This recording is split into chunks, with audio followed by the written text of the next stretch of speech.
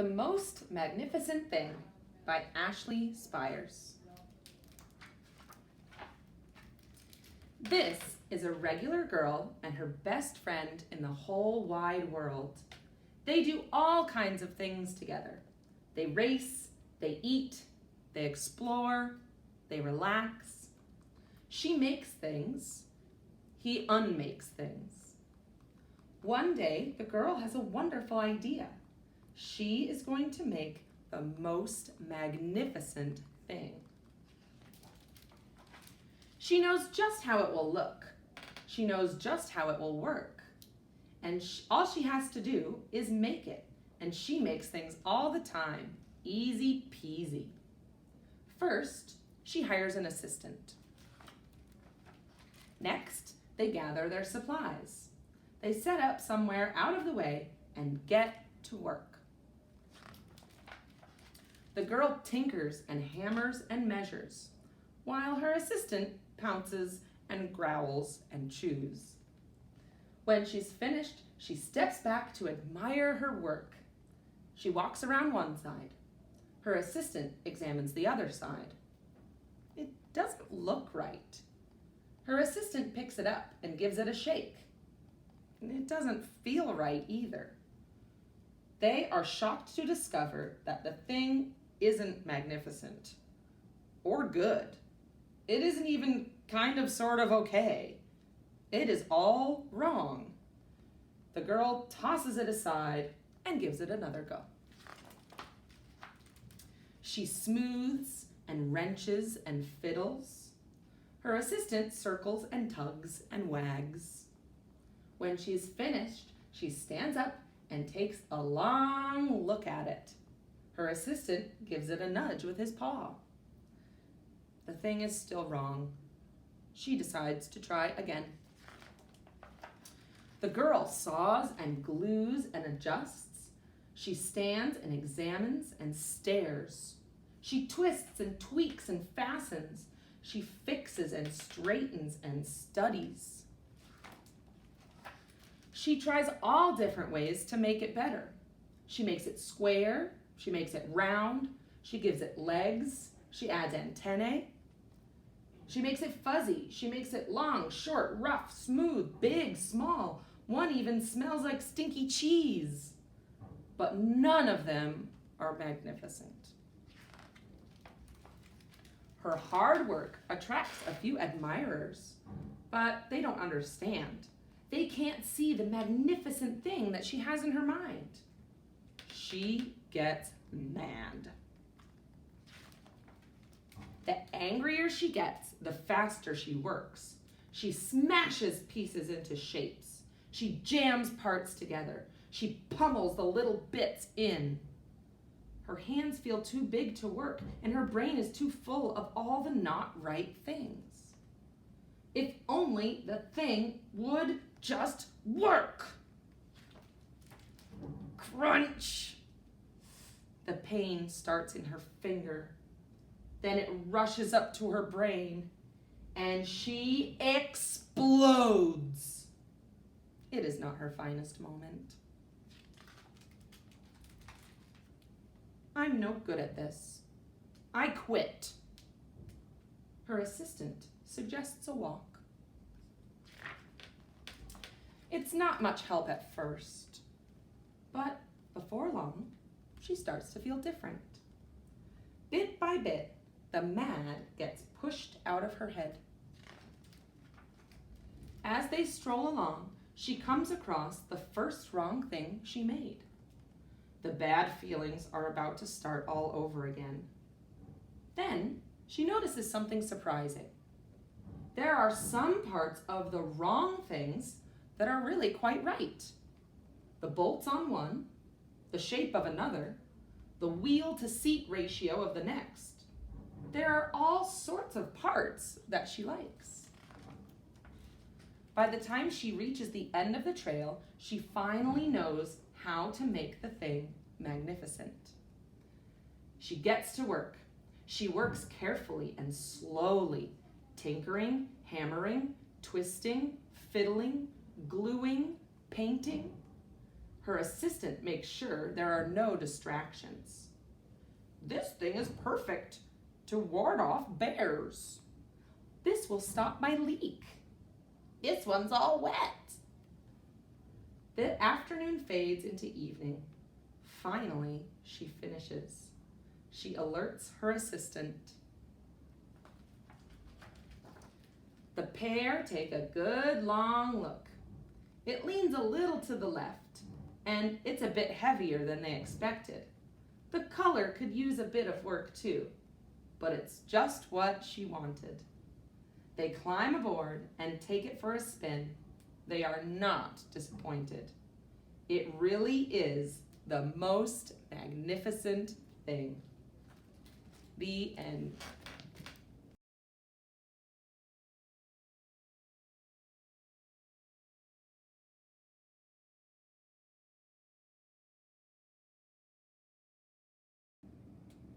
Today I'm going to read a story about Frida Kahlo, one of my very favorite artists who's inspired me and my students.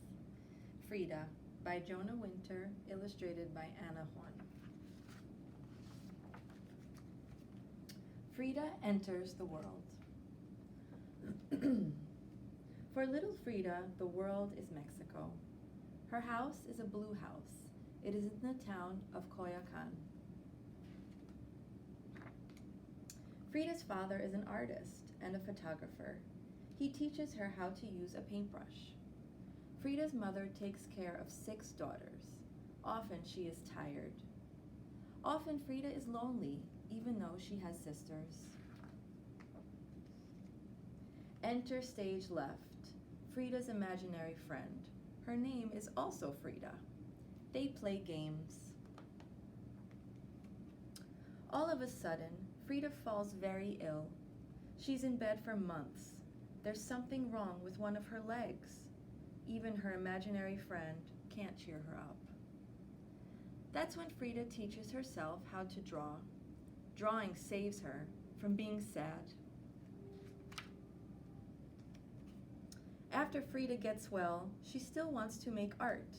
So she paints little paintings. They are copies of other paintings. Painting on photographs is what Frida's father does for a living. He teaches her how to do this too. Frida also paints things she sees through a microscope. She loves looking at things very closely. At school, Frida studies science. She is bored. School is too easy. One day, Frida is riding the bus home from school. A horrible accident happens. A trolley runs into the bus. Frida almost dies. In the hospital, it is painting that saves her once again. Painting is like her imaginary friend. It is there whenever she wants it. It keeps her company. It keeps her from giving up hope. After the accident, life will never be the same for Frida. She will walk with a cane. When she is able to walk, her body will hurt, always. But Frida doesn't cry or complain. Instead of crying, she paints pictures of herself crying. When she can't leave her bed, she paints in bed. When her whole torso is put in a cast, she paints on the cast. Nothing can stop Frida from painting because she's so often alone, unable to leave her house. She has to use her imagination. She paints what she sees in her heart, on top of what she sees with her eyes.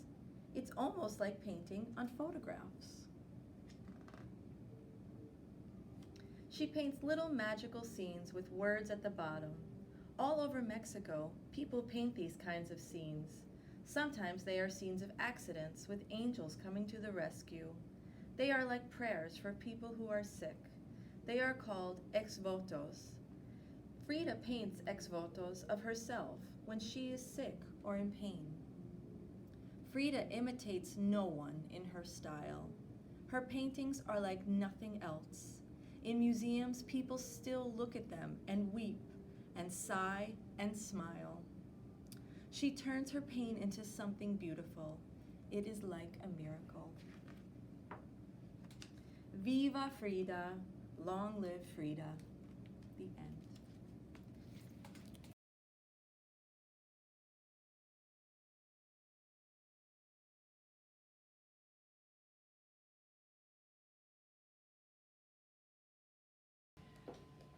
Reginald e Tina Uffa, quanto manca? by Mo Whelan. Uffa, quanto manca? Reginald!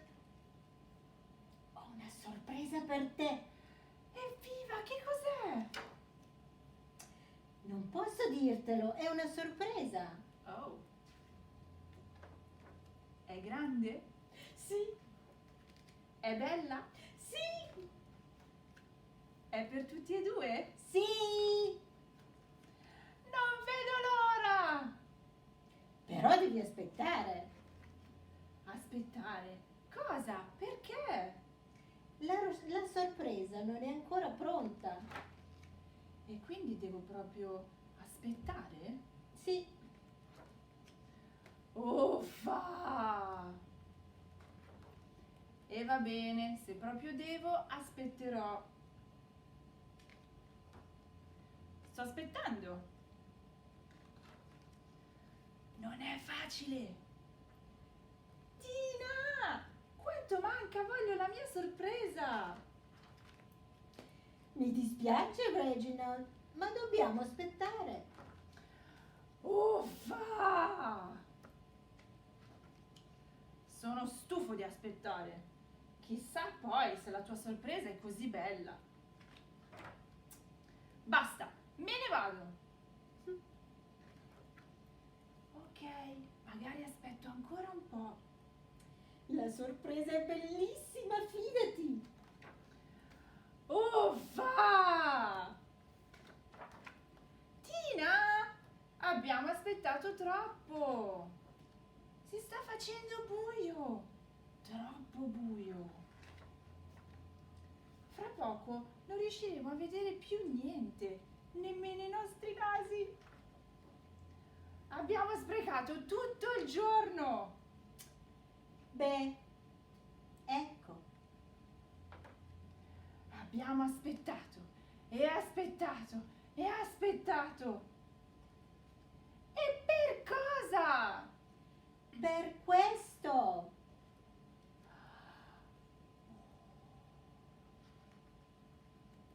Avevi ragione, è bellissimo, lo so. Domattina voglio farti vedere l'alba. Non vedo l'ora. Wow, anche il piccione. Piccio-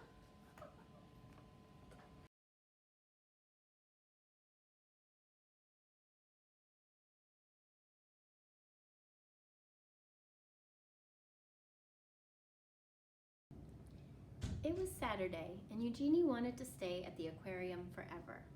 She wanted to smell the damp, salty air and stare at the glittery rainbow of fish. She wanted to keep watching her favorite animals, the sharks.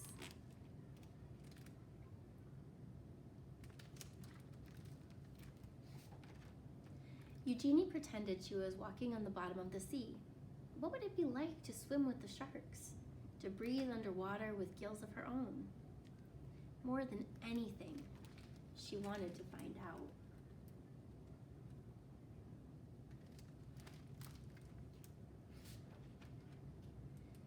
When the summer came, Eugenie's mother took her to swim at the beach in Atlantic City. Stuffing sticky gum into her ears to keep the water out, Eugenie dove down, down, down. The salt stung her eyes, but she didn't want to miss a single fish. Constellations of sea stars speckled the pebbled sand. She imagined a silvery fin standing strong on her back, slicing through the ocean current.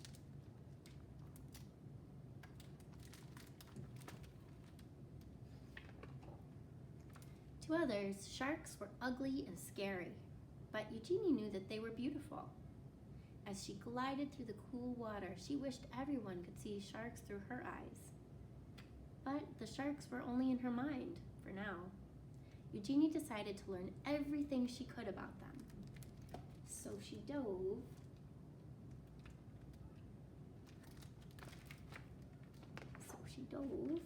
this time into books. Whale sharks, nurse sharks, tiger sharks, lemon sharks. Eugenie wanted to know about them all. She also joined the Queens County Aquarium Society as its youngest member. Eugenie's notebooks filled with sharks. They swam in her daydreams and in the margins of her pages.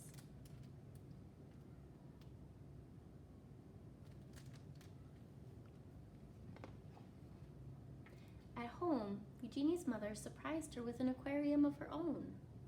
A 15-gallon tank was much too small for sharks, but Eugenie saved her allowance to buy guppies, clownfish, coral red snails. It felt as big as the ocean in her room. Their small apartment became an aquarium, a laboratory, and a sanctuary. As she grew older, many were still telling Eugenie what to do. Forget those sharks, be a secretary, be a housewife. Eugenie wanted to study zoology, but some of her professors thought women weren't smart enough to be scientists or brave enough to explore the oceans. And they said sharks were mindless monsters. Eugenie knew better. Her dream was as big as a whale shark, and so, again, Eugenie dove. There she is, right there.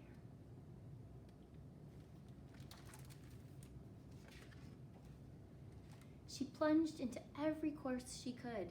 Her laboratory became her home. From sunrise to sunset, she studied how fish grow, how they behave, and how they were put together, both inside and out. Despite all of the people who didn't believe in her, Eugenie was becoming one of the smartest students in her field.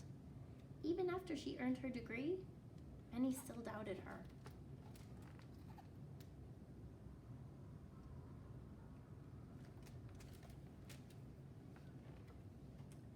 But Eugenie's work was just beginning.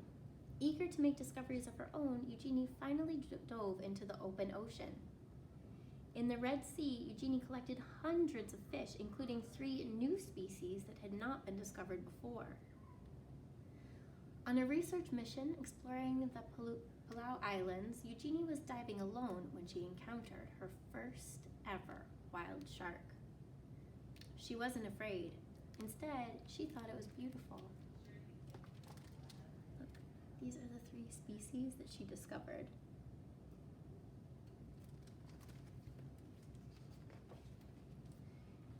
In Isla Mujeres, she dispelled the myth that sharks must keep moving to stay alive when she swam through dark caves, still and silent, full of resting sharks. Eugenie's daring heart grew bolder with each dive. Soon they began to call her Shark Lady. Eugenie had proven that she was smart enough to be a scientist and brave enough to explore the oceans.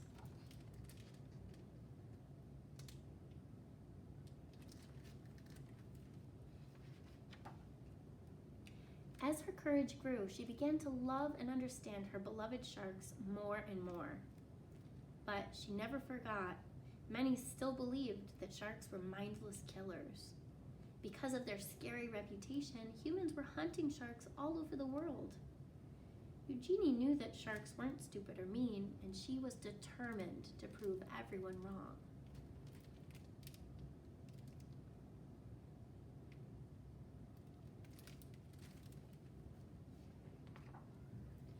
Eugenie fished through her mind and devised a brilliant experiment. Could she train a shark the way a person trains a dog? Were sharks much smarter than anyone knew? They were. Eugenie was the first scientist in the world to train sharks and even learned they could remember their training for at least 2 months after.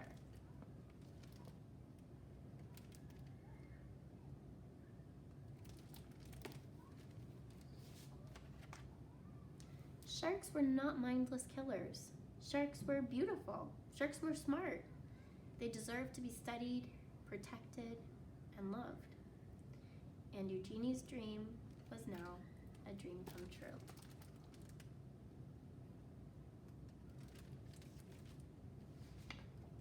The end. Shark Lady, the true story of how Eugenie Clark became the ocean's most fearless scientist, by Jess Keating.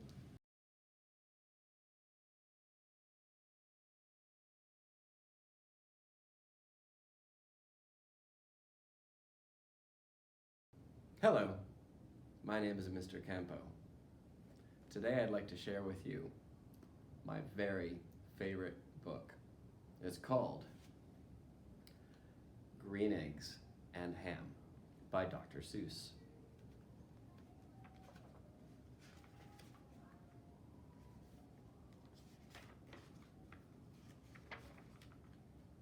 I am Sam.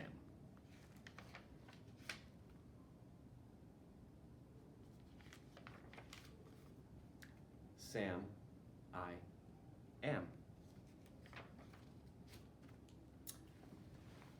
That Sam, I am. That Sam, I am. I do not like.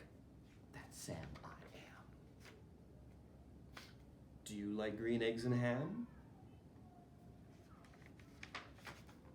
I do not like them, Sam, I am. I do not like green eggs and ham. Would you like them here or there? I would not like them here or there. I would not like them anywhere. I do not like green eggs and ham. I do not like them, Sam, I am. Would you like them in a house? Would you like them with a mouse? I do not like them in a house. I do not like them with a mouse.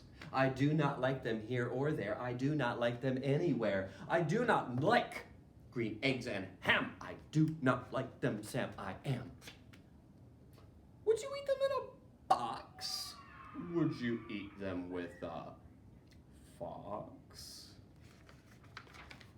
Not in a box, not with a fox, not in a house, not with a mouse. I would not eat them here or there. I will not eat them anywhere. I would not eat green eggs and ham. I do not like them, Sam, I am. Would you? Could you? In a car? Eat them, here they are. I would not, could not in a car. You may like them, you will see. You may like them in a tree. I would not, could not in a tree. Not in a car, you let me be. I do not like them in a box. I do not like them with a fox. I do not like them in a house. I do not like them with a mouse. I do not like them here or there. I do not like them anywhere. I do not like green eggs and ham. I do not like them, Sam, I am. A train, a train, a train, a train. Could you, would you, on a train? Not on a train, not in a tree, not in a car. Sam, let me be. I would not, could not, in a box. I would not, could not, with a fox. I will not eat them with a mouse. I will not eat them in a house. I will not eat them here or there. I will not eat them anywhere. I do not eat green eggs and ham. I do not like them, Sam. I am. Say, in the dark? Here, in the dark? Would you, could you, in the dark? I would not, could not, in the dark. Would you, could you, in the rain? I would not, could not, in the rain. Not in the dark, not on a train, not in a car, not in a tree. I do not like them, Sam, you see. Not in a house, not in a box, not with a mouse, not with a fox. I will not eat them here or there. I do not like them anywhere. You do not like green eggs and ham? I do not like them, Sam, I am. Would you, could you with a goat? I would not, could not with a goat. Would you, could you on a boat? I could not, would not on a boat. I will not with the goat. I will not eat them in the rain. I will not eat them on a train. Not in the dark, not in a tree, not in a car. You let me be. I do not like them in a box. I do not like them with a fox. I will not eat them in a house. I do not like them with a mouse. I do not like them here or there. I do not like them anywhere. I do not like green eggs and ham. I do not like them, Sam, I am.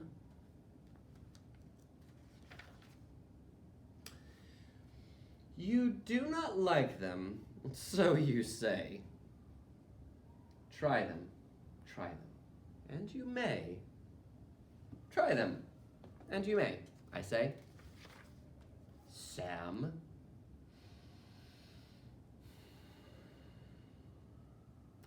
If you will let me be, I will try them. You will see.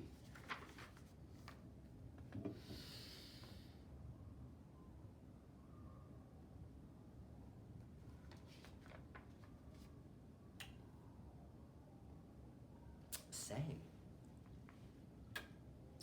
I like green eggs and ham. I do. I like them, Sam, I am. And I would eat them in a boat. And I would eat them with a goat. And I will eat them in the rain, and in the dark, and on a train, and in the car, and in a tree. They are so good, you see. So I will eat them in a box. And I will eat them with a fox. And I will eat them in a house. And I will eat them with a mouse. And I will eat them here and there. I will eat them anywhere. I do so like green eggs and ham. Thank you, Sam, I am.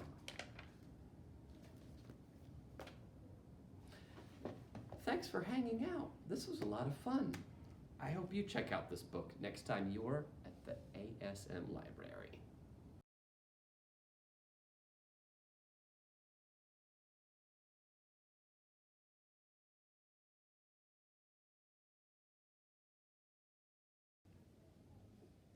The Room of Wonders.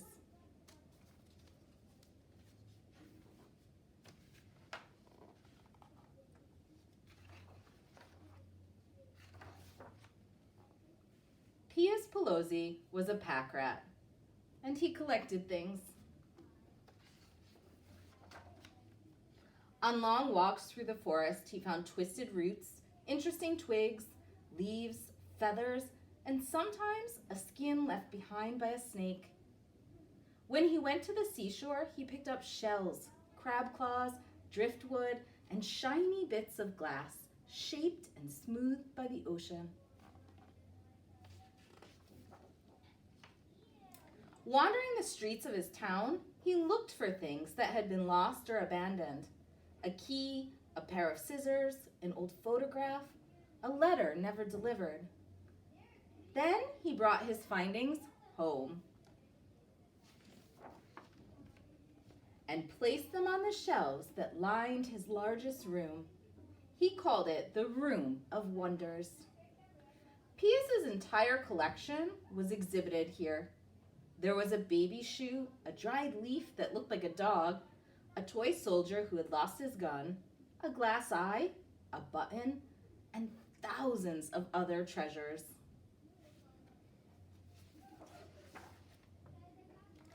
Visitors came from all over to see his wonderful collection.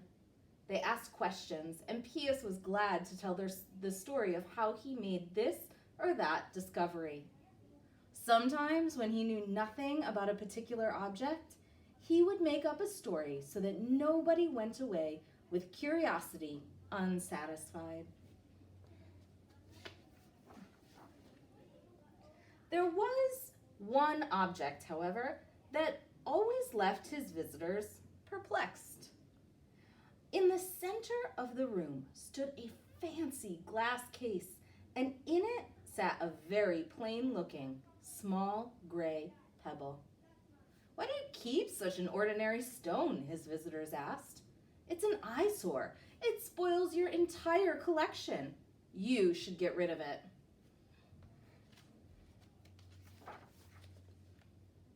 But Pius was fond of that little gray pebble.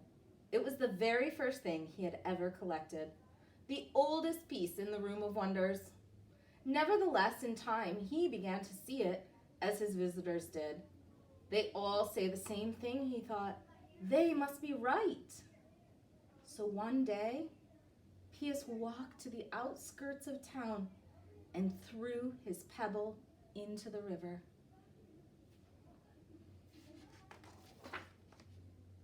On the way home, Pius passed right by many objects that usually would have excited him, but he didn't even notice them. He was lost in his thoughts.